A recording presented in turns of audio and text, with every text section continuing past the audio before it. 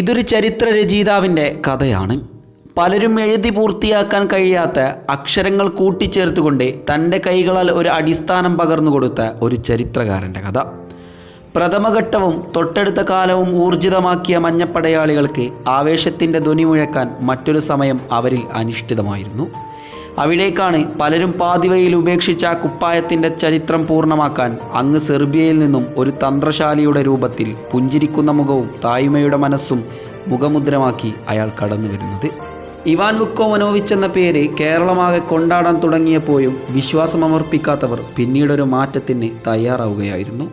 അതെ, കേരളത്തിൻ്റെ ഹൃദയഭാഗമായ കൊച്ചിയിൽ മഞ്ഞപ്പടയുടെ ആവേശത്തിന് കനലെന്നോണം പല മത്സരങ്ങളും അയാൾ വിജയഭേരി മുഴക്കിക്കൊണ്ടിരുന്നു.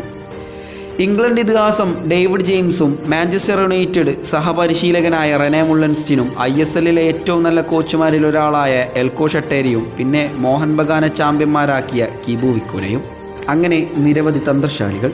പക്ഷേ അവരൊക്കെ എത്രയോ തന്ത്രം പയറ്റിയിട്ടും ഒന്നും പ്രതിഫലം ലഭിക്കാനാവാതെ ടീമിന് മാറി നിൽക്കേണ്ടി വരികയായിരുന്നു. അവിടേക്കായിരുന്നു അയാളുടെ ചുവടുവെപ്പ്. പിന്നീട് മൈതാനം നിശബ്ദമാക്കിക്കൊണ്ട് അയാൾ തൻ്റെ തന്ത്രങ്ങൾക്ക് കളിക്കാരുടെ കാലുകളിൽ ജീവൻ നൽകിക്കൊണ്ടിരുന്നു. സീസണിൻ്റെ അവസാനം ഫൈനലിൽ പരാജയപ്പെട്ടവരായി മടങ്ങേണ്ടി വന്നപ്പോഴും നിറക്കണ്ണുകളോടെ മൈതാനത്തിരുന്ന് പലരും വിതുമ്പിക്കരയുകയുണ്ടായി. പക്ഷേ എല്ലാം വിധിയെന്ന മട്ടിൽ ഇവാൻ ആശാൻ തലയുയർത്തി നിന്ന ആ കാഴ്ച ഏതൊരു ആരാധകനും ആശ്വാസമായിരുന്നു. അടുത്ത സീസണിലും വെള്ളക്കുപ്പായം ധരിച്ച് അയാൾ കളിക്കളത്തിലേക്ക് വന്നു. എല്ലാ പ്രതീക്ഷകളും ആ തന്ത്രശാലയിൽ തന്നെ ആരാധകർ ഉറപ്പിച്ചു കൊടുത്തു. പലരും ടീം വിട്ടെങ്കിലും അയാളുണ്ടല്ലോ എന്ന ധൈര്യം പലരെയും ഉയർത്തി എഴുന്നേൽപ്പിച്ചു. അതെ, സീസണിലെ മറ്റൊരു വിവാദ ഫ്രീ കിക്കിലൂടെ എല്ലാത്തിനും അന്ത്യം സമ്മാനിച്ചു.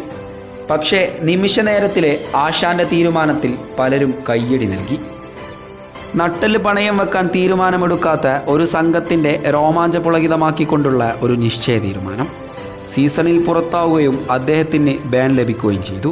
പക്ഷേ ഞങ്ങൾ കാത്തിരുന്ന അടുത്ത സീസണിനായി പലരും പ്രതീക്ഷയുടെ കരങ്ങൾ വീണ്ടും അയാളിലേക്ക് തന്നെ സമർപ്പിച്ചു. അതെ, ഇന്ന് കേരള ബ്ലാസ്റ്റേഴ്സ് ഒരുപാട് മുൻപന്തിയിലാണ്. ഒരുപക്ഷെ ടേബിൾ ടോപ്പേഴ്സ് ആവാനുള്ള ലക്ഷ്യത്തിൽ തന്നെയാണ്. അയാളും ആ ടീമും അതിവേഗത്തിലാണ്. ഞങ്ങൾ സ്വപ്നം കാണാൻ പഠിപ്പിച്ച ഒരേ ഒരു മുതൽ ഇവാൻ വുക്കോമനോവിച്ച്.